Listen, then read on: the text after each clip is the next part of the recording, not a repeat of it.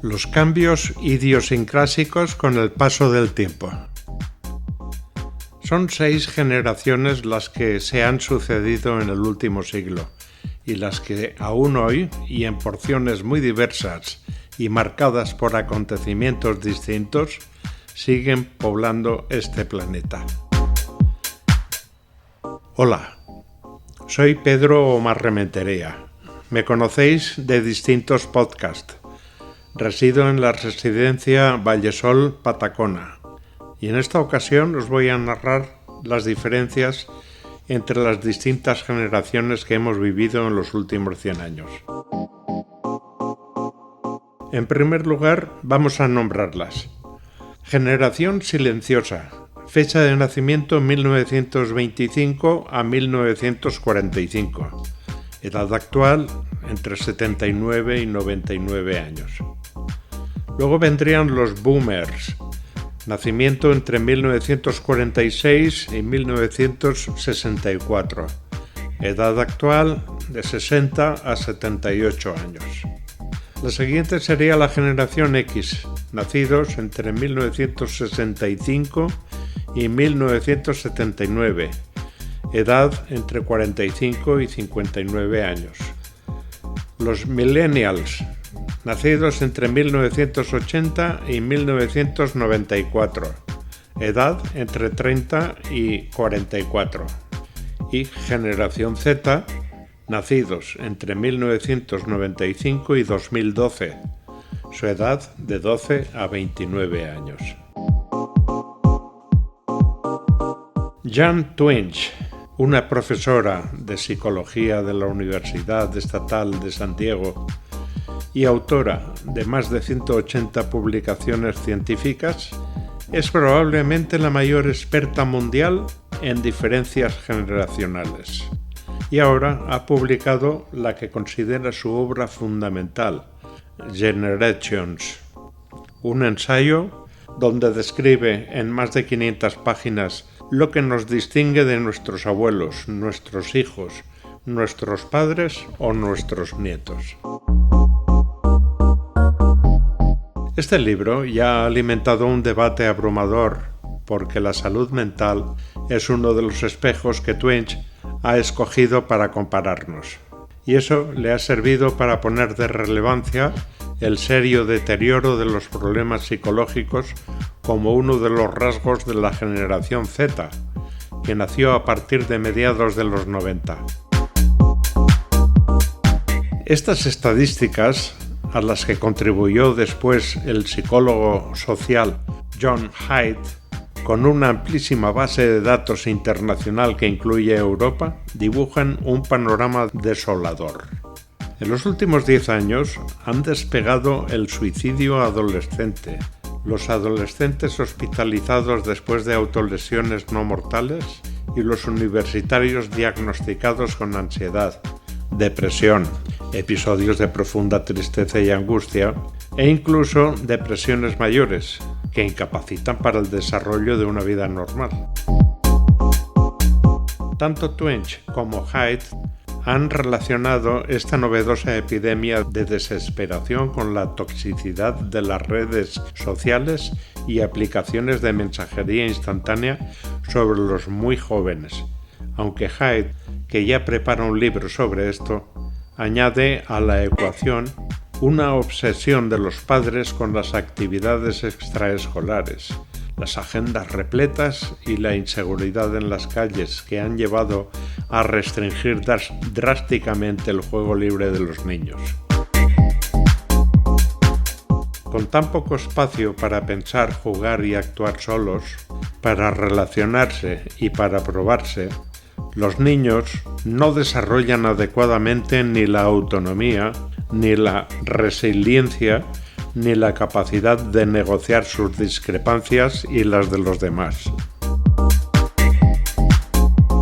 El libro de Twenge ilumina el drama de la generación Z, nacidos entre 1995 y 2012, con los precedentes de las 4 generaciones estadounidenses anteriores, entre los que destaca el desplome en salud mental que se produjo en la generación de los boomers, nacidos entre 1946 y 1964, frente a la llamada generación silenciosa, nacidos entre 1925 y 1945. Del boom al crack. Los boomers, cuando eran jóvenes, no solo se reconocían bastante menos felices que sus padres, sino que más adelante los días de malestar psicológico que sufrían al mes se dispararon. Estos problemas parece que los han ido acompañando hasta ahora. En las 2 primeras décadas del siglo XXI, las muertes por sobredosis se incrementaron en 10 puntos para los estadounidenses de entre 55 y 64 años.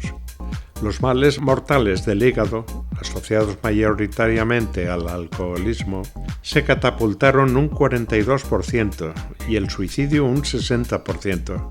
Y todo ello al tiempo que los fallecimientos por cáncer y patologías cardíacas remitían gracias a los avances médicos. ¿Cómo es todo esto posible? Para Twenge, uno de los principales motivos es la asombrosa estabilidad psicológica de la generación silenciosa, para la que las cifras de suicidio eran menores, tanto si las comparamos con las de la generación siguiente como con las de la anterior. Su posición en la historia tiene algo que ver. Los silenciosos no llegaron a experimentar los horrores de la Gran Depresión, mientras que su alistamiento masivo y sus bajas, incluidas la de estrés postraumático en la Guerra de Corea en los años 50, no se pueden comparar ni remotamente con las de la generación anterior en la Segunda Guerra Mundial. En paralelo, los hogares disfrutaron de un periodo de expansión del bienestar inusualmente largo, desde el final de los años 40 hasta el estallido de las crisis del petróleo, a principios de los 70. Maduraron antes de que la televisión elevase las expectativas de lo que es o no una vida que merece ser vivida, y sus familias no solo fueron numerosas y estables, sino también bastante duraderas. Los avances médicos redujeron notablemente los años de solitaria viudedad padecidos por la generación anterior. De todos modos, el descalabro que apreciamos en las estadísticas de salud mental de los boomers, según Twenge, también está relacionada con el aumento de su consumo de drogas y un perverso maridaje entre el individualismo y sociedad de masas que llevó a que se multiplicasen los divorcios y las expectativas sociales. Todo, empezando por el matrimonio y siguiendo por la prosperidad, el sexo y el trabajo, parecía decepcionante, quizá porque empezaron a tomar como referencia la televisión para valorar el éxito o la satisfacción con sus vidas y porque esperaban que todo fuese siempre a mejor, como creían que les había sucedido a sus padres. Por desgracia, se dieron contra el muro no solo de la propia experiencia individual, sino también de las crisis del petróleo de los 70, la recesión y reconversión industrial de principios de los 80 y el galope de la desigualdad desde entonces, que recortó la movilidad social ascendente y para muchos de ellos la sensación de progreso. Generación X. La llamada generación X, nacidos entre 1965 y 1979, aparece con relativa discreción en el apartado que Twenge dedica a la salud mental. Pero no hay que engañarse, estamos hablando de una generación con estadísticas de problemas psicológicos solo ligeramente mejores que las de la anterior. Al mismo tiempo, los suicidios aumentaron enormemente entre los miembros adolescentes de esta generación y los propios adolescentes se reconocían menos felices que los boomers. Ciertamente, su madurez se ha revelado mucho más estable de lo que cabía esperar con semejante comienzo.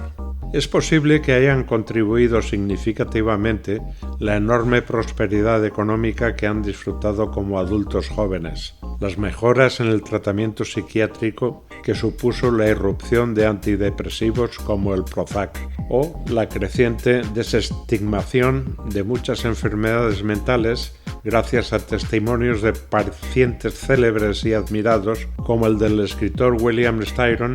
Por todo ello, fueron muchos los que buscaron ayuda antes de hundirse en el alcohol, las drogas o la depresión. Curiosamente, la siguiente generación, la de los millennials nacidos entre 1980 y 1994, ha tenido un comportamiento cronológicamente inverso al de la generación X. Empezaron bien y fueron a peor.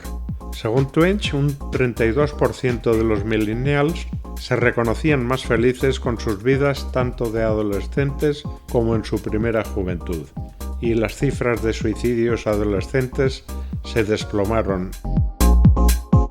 Sin embargo, sobre todo a partir de 2014, los treintañeros de esta generación aceleraron con fuerza sus tasas de mortalidad hasta rebasar las de la generación anterior a la misma edad. En las 2 primeras décadas del presente siglo, los jóvenes de 25 a 34 años multiplicaron por 6 sus probabilidades de morir de una sobredosis de opioides frente a la generación X. Sus suicidios escalaron casi un 40% y los males fatales del hígado se duplicaron. En Europa y Estados Unidos, los millennials han navegado como adultos jóvenes la mayor crisis financiera de los últimos 100 años, un periodo de extrema polarización social y política, la tragedia pandémica y un considerable ascenso de la desigualdad. Por otra parte, han rechazado en masa las comunidades que pivoteaban en torno a la religión sin reemplazarlas por otras que les ofrecieran una red de apoyo, identidad y sentido, y aplazaron casi indefinidamente el matrimonio y la fundación de una familia.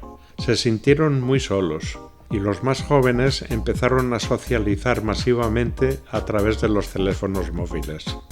Hoy sabemos que la falta de una comunicación física y presencial, no digital, con el círculo íntimo, nos vuelve más vulnerables a la ansiedad o la depresión. Mientras tanto, las redes sociales como Instagram han elevado de nuevo las expectativas vitales para la mayoría, igual que lo hizo sobre todo la televisión con los boomers, y el sentimiento de fracaso y decepción se ha extendido entre muchos millennials. Muchos millennials jóvenes, junto con los adolescentes y adultos jóvenes de la generación Z, se están enganchando en Internet a la terrible droga de la desesperación también en Europa. Por supuesto que entre este marasmo de pesimismo hay que advertir que el estudio de Jan Twenge es insuficiente. Intenta perfilar sin éxito la generación de los que nacieron en 2013. Cada comparación entre 2 generaciones merecería su propio monográfico y el ensayo se ocupa sobre todo de Estados Unidos.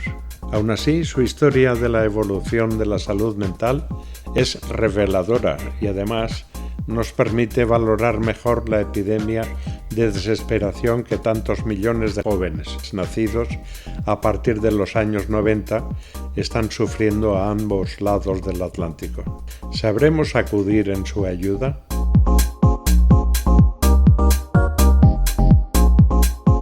Para la radio de Vallesol Patacona les ha hablado Pedro Omar Rementería para toda España.